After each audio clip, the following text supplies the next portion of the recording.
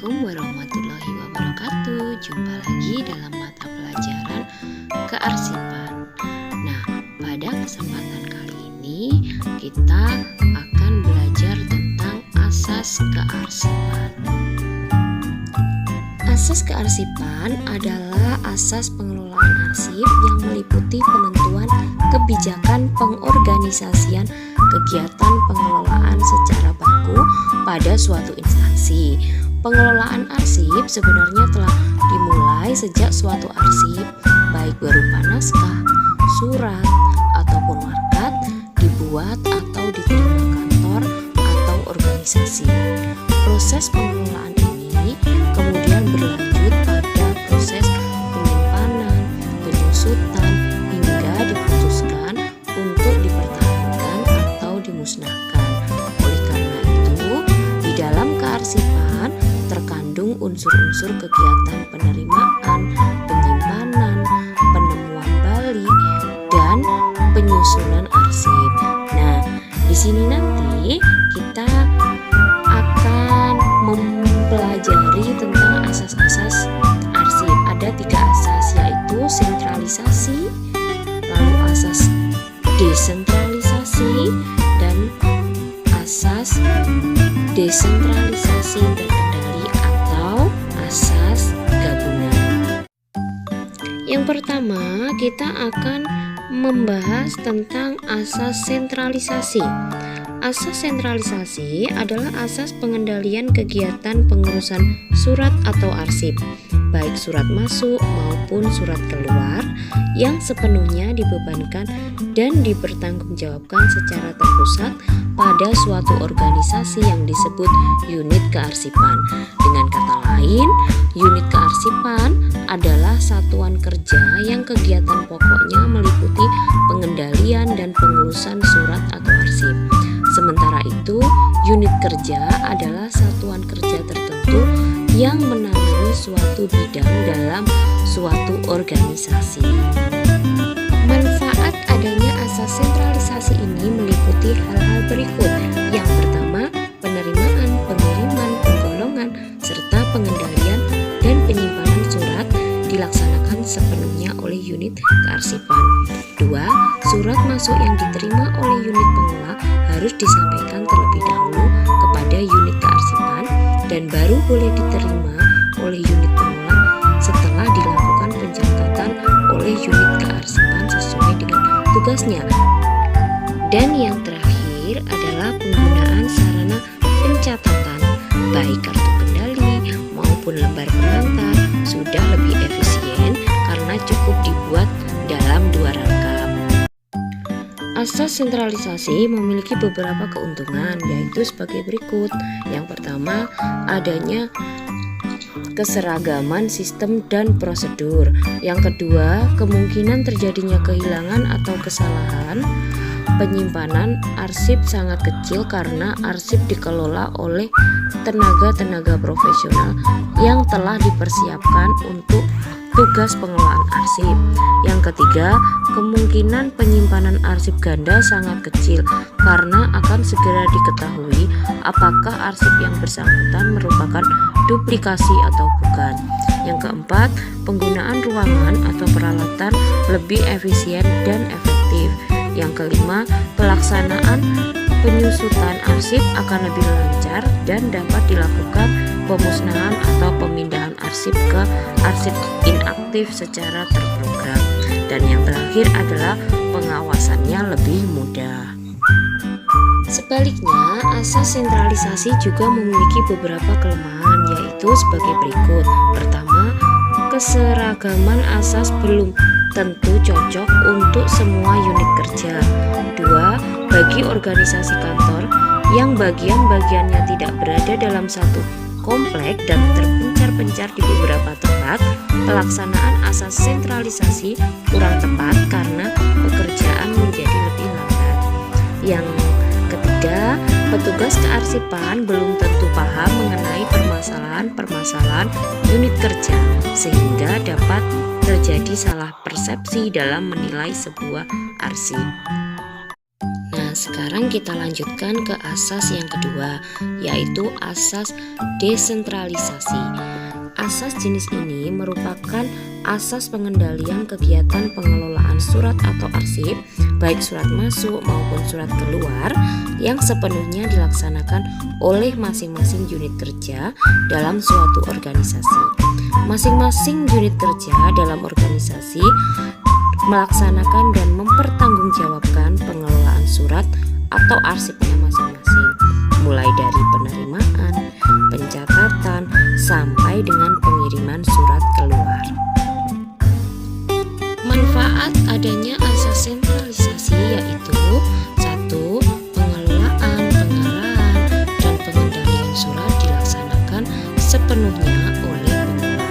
2. Fungsi dan wewenang unit kearsipan terbatas pada penerimaan dan pengelolaan serta penyimpanan arsip inaktif.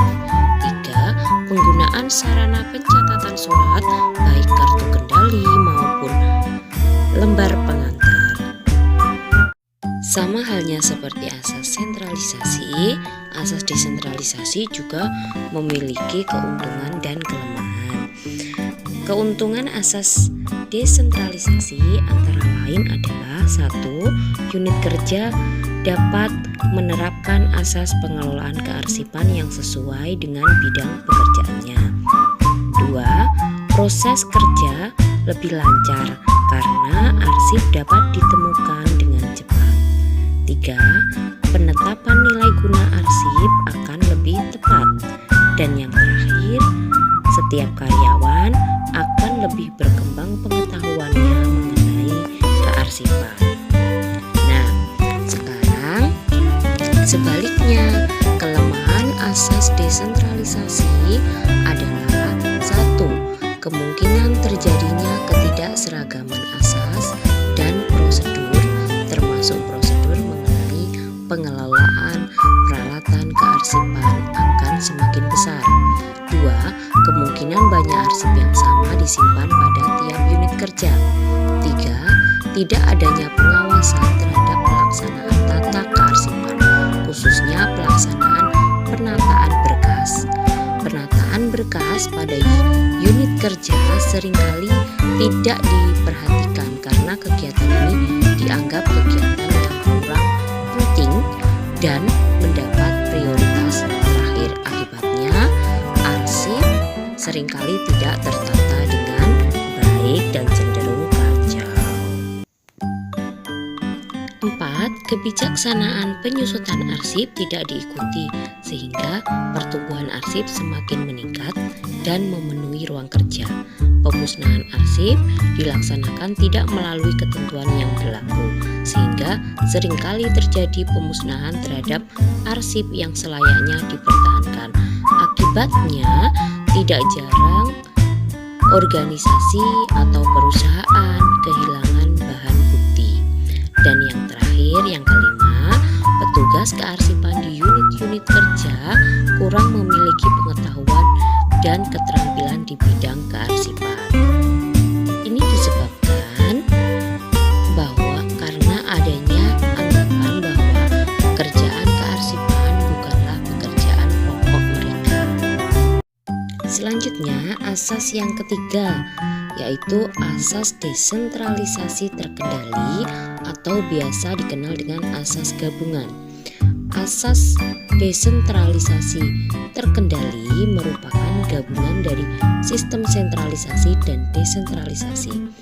Asas ini dibuat untuk meningkatkan keunggulan sekaligus menyiasati kelemahan-kelemahan yang dimiliki asas sentralisasi dan asas desentralisasi. Pada saat ini, setiap unit kerja dapat melaksanakan pengelolaan surat secara mandiri, tetapi pengendaliannya dilakukan secara terpusat. Dengan demikian, pada asas ini terdapat dua tempat pengelolaan arsip, yaitu unit kearsipan di pusat yang mengelola arsip inaktif dan unit kerja atau pengolah yang mengelola arsip aktif. Asas gabungan memiliki beberapa keuntungan, yaitu sebagai berikut. 1. Adanya keseragaman prosedur dan tata kerja. 2. Proses kerja lancar karena arsip aktif berada di unit pengolah. 3. Meningkatnya efisiensi kerja di unit pengolah karena adanya pemisahan antara arsip aktif dan inaktif. Lebih mudah dalam pengendalian dan pembinaannya. Dan yang terakhir, jumlah pegawai di unit kerja dapat bertambah. Sebaliknya, asas gabungan juga memiliki beberapa kelemahan, yaitu yang pertama, karena pengolahan arsip dilakukan di dua tempat berbeda, diperlukan lebih banyak peralatan untuk menangani arsip-arsip tersebut. Kemungkinan adanya arsip ganda masih dapat terjadi. Dan yang ketiga, memerlukan tenaga kerja yang lebih banyak untuk menangani arsip. Selanjutnya kita akan membahas tentang bagaimana cara memilih asas pengelolaan yang sesuai. Jadi, agar kegiatan pengelolaan arsip dapat berjalan efektif dan efisien, diperlukan sistem pengendalian yang tepat. Untuk itu, mengingat bahwa pada dasarnya kegiatan pengelolaan arsip berbeda pada setiap instansi, jenis-jenis asas pengelolaan arsip seperti yang telah dijelaskan sebelumnya dapat dipertimbangkan untuk diterapkan pada organisasi yang bersangkutan. Untuk memilih asas pengelolaan mana yang sesuai untuk diterapkan di suatu organisasi, terdapat beberapa hal yang harus dipertimbangkan. Di antaranya, besar kecilnya rentan tugas organisasi yang bersangkutan, kompleksitas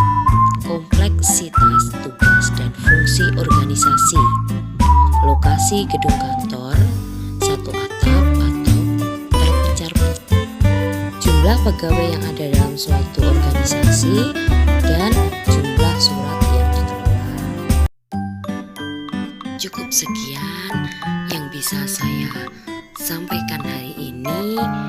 Terima kasih atas perhatiannya. Semoga apa yang saya sampaikan bisa bermanfaat dan bisa kalian pahami. Sampai jumpa di pertemuan selanjutnya. Wassalamualaikum warahmatullahi wabarakatuh.